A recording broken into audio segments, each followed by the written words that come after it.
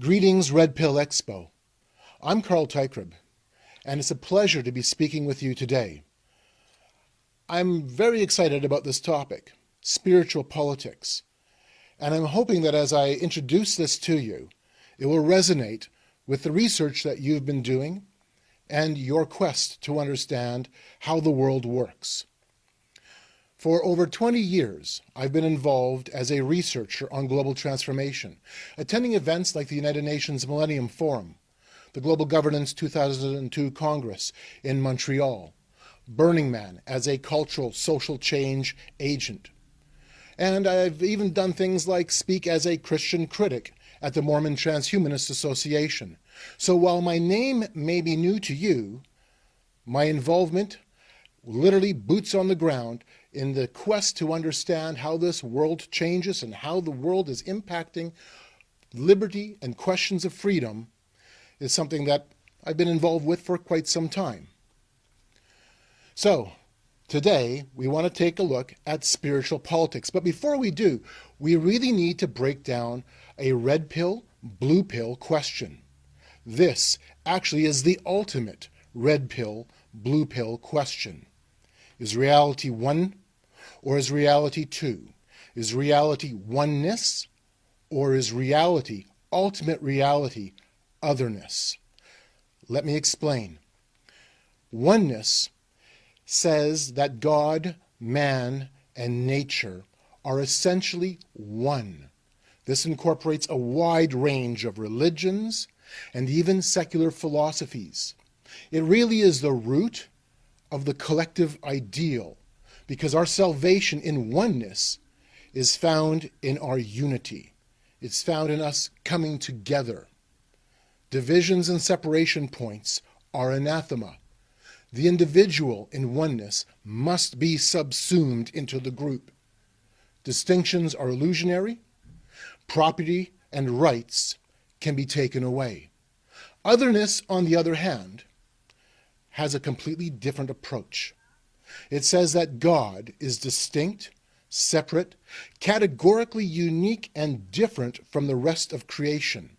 In fact, God is distinct.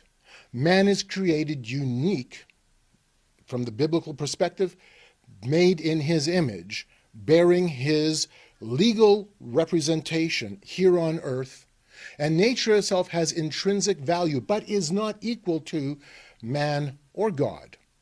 It is about otherness. It is about distinctions. And this is the bedrock of Christianity, and this God cannot be imagined.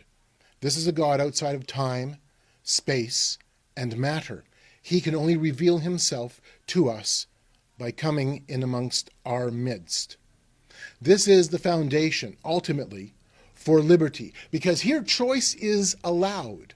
Our value is found outside of ourself, outside of human systems. Truth can be discerned from error, whereas in oneness, truth and error can be the same. The individual, rights, and property is upheld. And our personal salvation isn't based on what man does. It's not based on some collective consensus, some type of committee decision. It is based on the truth of God and him alone. Understanding those two paradigms is essential if we want to grapple with spiritual politics. So, spiritual politics, in the global sense, says that oneness is our salvation. In fact, this can be discerned in three observable primary ways as we break down what this global transformation is all about. First, one of the primary ways is that religious-oriented worldviews inform and underscore the politics of our day. It underscores and informs political action. Second, religions coming together, working in unity, working collectively to influence global transformation. And finally, number three, the idea of a political, social movement taking upon itself the role of Messiah, taking upon itself the role of world savior. We're going to take a look at all three, just in terms of a snapshot, because that's all the time we have. First, we want to take a look at religiously oriented worldviews of oneness and how this underscores international political thought. We all know about the United Nations Rio Earth Summit in 1992. Most of you probably have read the Convention on Biological Diversity. Some of you have taken the time even to go through this mother of a book, the Global Biodiversity Assessment. However, the Global Biodiversity Assessment had a secondary volume, almost as large, entitled Cultural and Spiritual Values of Biodiversity, which, at its core, said that oneness is the direction that we need to go. It is Gaia. It is to the earth that we look for our spirituality. It is to the earth and earth spirituality that we look to inform our politics. And this makes sense when you consider what Boutros Boutros-Ghali said during his closing moments at the 1992 Rio Earth Summit. Listen to this quote, his final remarks. I should like to conclude by saying that the spirit of Rio must create a new form of good citizenship. After loving his neighbor as the Bible required him to, post-Rio man must love the world, including the flowers, birds, and trees, every part of that natural environment that we are constantly destroying.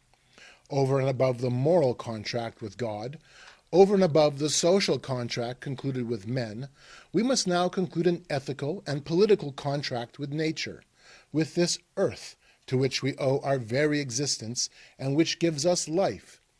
To the ancients, the Nile was a god to be venerated, as was the Rhine, an infinite source of European myths, or the Amazonian forest, the mother of forests.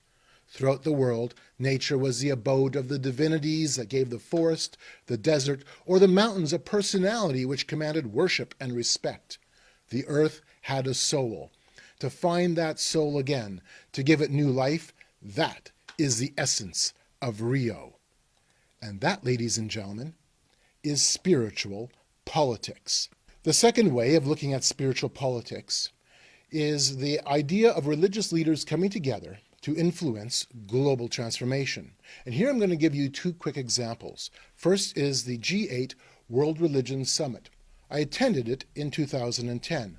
While the political leaders were meeting in Toronto and all the world's attention was focused on what was taking place there, in Winnipeg, Manitoba, religious leaders from around the world converged to work through ideas of global governance and then put those together in a declaration that would be presented to the political leadership.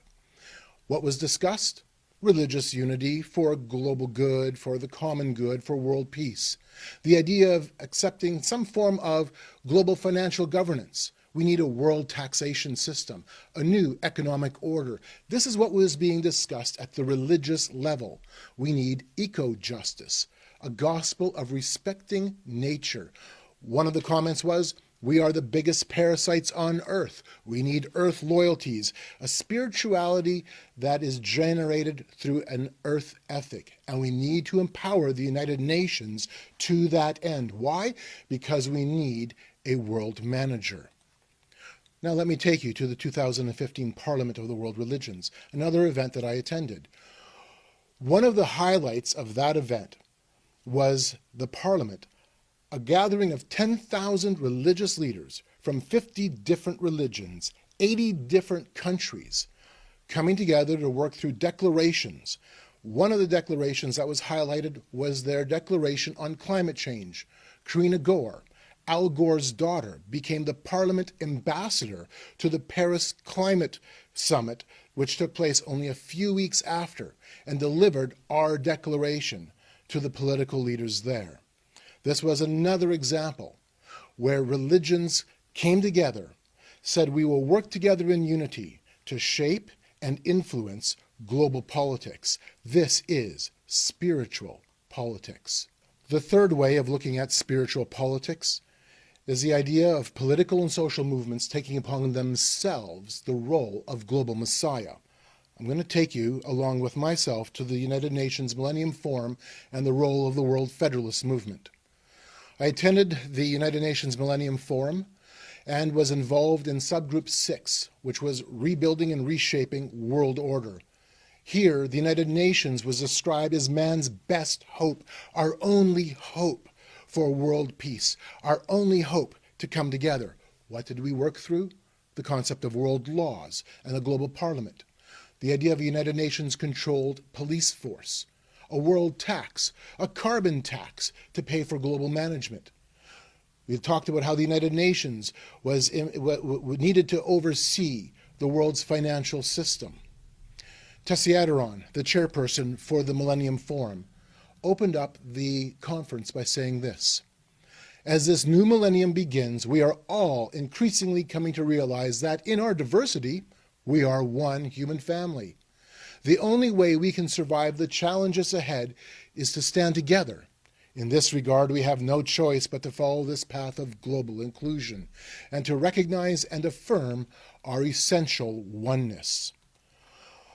One of the interesting sides of that event was I realized that the World Federalist community was more or less running that show. Now, the World Federalist is one of the longest running pro-world government advocacy groups. And they have been working very much behind the scenes since World War II to try to bring about world government. And so it was no surprise that the flavoring was global governance throughout the entirety of that event. In 2012, I had the opportunity of rubbing shoulders with the World Federalists again when I embedded myself at the 26th International Congress of the World Federalist Movement in Winnipeg, Manitoba. What did we do there? We looked through the idea of a democratic world order through a world parliament, giving the United Nations its own military force, a global economy structured through world taxation. All of the same things we talked about at the United Nations Millennium Forum. But this is what's interesting. The idea here is that politics saves the day. Politics becomes our Messiah. Jean Stapleton, the actress, said it this way. She understood. She was a supporter of the World Federalist movement. The goal of the World Federalists is peace through unity of government. We must support their vision of oneness in diversity, for it is the salvation of humanity. That, ladies and gentlemen, is spiritual politics. This is the foundation of global transformation. Let me bring this down to a personal level. You have to choose.